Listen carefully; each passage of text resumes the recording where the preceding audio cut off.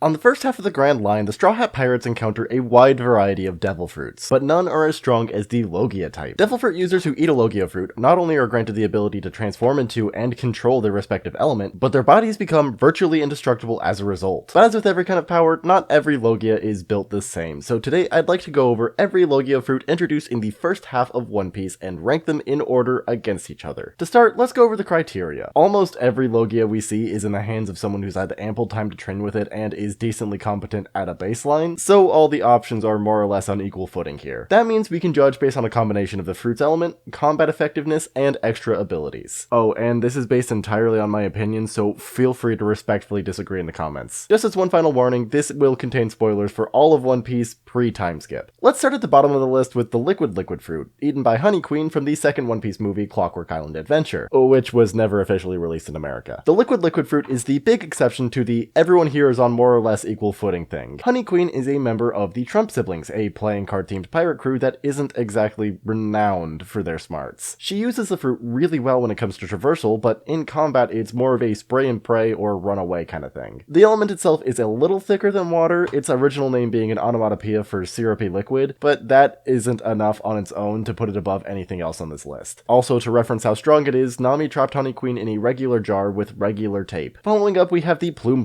fruit, the biggest advantages of which come entirely from the fact that it's made of smoke. Smoke being a non-destructive element means that Smoker doesn't have to deal with collateral damage, and can basically just fly around as he pleases. He can also create smoke screens to obscure his environment, or even catch people in his smoke, the only drawback being that unless you're trying to give people lung disease, smoke isn't very harmful on its own. Next we have the flame fruit. Listen, I think we all understand that Ace is cool and a great user of the fruit, but when stacked up against the other Logias, the actual devil fruit itself is kind of lackluster. To start, fire is a good element, but it's an inherently destructive one, which limits the fruit's use outside of combat and camping without specialized tool. It is great for roasting marshmallows though. Destructively speaking, it is up there. We see that Ace can use it to destroy multiple marine ships at once. You just have to hope that no smoke is around because that cancels out fire. Somehow. Moving up, we have the candy fruit, eaten by the main villain of the fourth movie, Dead End Adventure. Also never released in America. The candy fruit is specifically sticky candy syrup, which has the added benefit of allowing Gaspard to exist in both a soft and hard state. I didn't think about the phrasing of that when I wrote it down. In addition to its liquid state being super sticky and trapping opponents, his solid state can be reshaped to form weaponry, with his body able to exist in both states simultaneously. Honestly, the flame fruit could easily go above this one, but Gaspard's just got that dog in him that Ace doesn't. The sand fruit takes 6th place. Sand on its own is another lackluster element when taken in isolation, but when you think of it more as desert than sand, it gets a lot better. Water is already a standard devil fruit weakness, although taking it to the can't get wet extreme does dock points that are added right back with the intensity of the dehydration that Crocodile can achieve. This is also the first really strong Logia on the list, seeing as Crocodile used it in conjunction with Dance Powder to hold back an entire country's reign. Before continuing, I'd like to mention the Pasul no Mi, the paper Logia from a One Piece video game that I've never played. Also, the rest of the fruits are going to be incredibly close, and you could honestly make a reasonable argument for any of them to be in any position. The Rumble fruit is pure electricity, lightning incarnate. On its own, it's capable of destroying entire sky islands, even if it can't kill any individual target. It's strong enough to send a current through any non-resistant material with fine enough control to reshape metal, and now would have been practically invincible had the one guy in the world whose body is made of rubber not shown up right when his plan came to fruition. Also, the electricity it generates can power a whole flying ship. That's pretty cool. Next is the Glink Fruit. All of the Admiral's fruits are top tier in their own right, so think of this less as Kizaru's the weakest Admiral and more like the weakest guy that can break both your shins can still break both your shins. Light itself is less straightforward than the physical elements that we've seen so far, but it does work out to be explosively strong, even being the blueprint for the Pacifista laser weapons. Not to mention, it allows Kizaru to bounce around reflective surfaces at the speed of light. The Ice fruit comes in 3rd place. The sheer awe at freezing large swaths of the ocean in a single moment is incredible, not to mention how it can be used to rather effectively immobilize opponents. It's really the scale that the fruit can impact that nets at a high spot.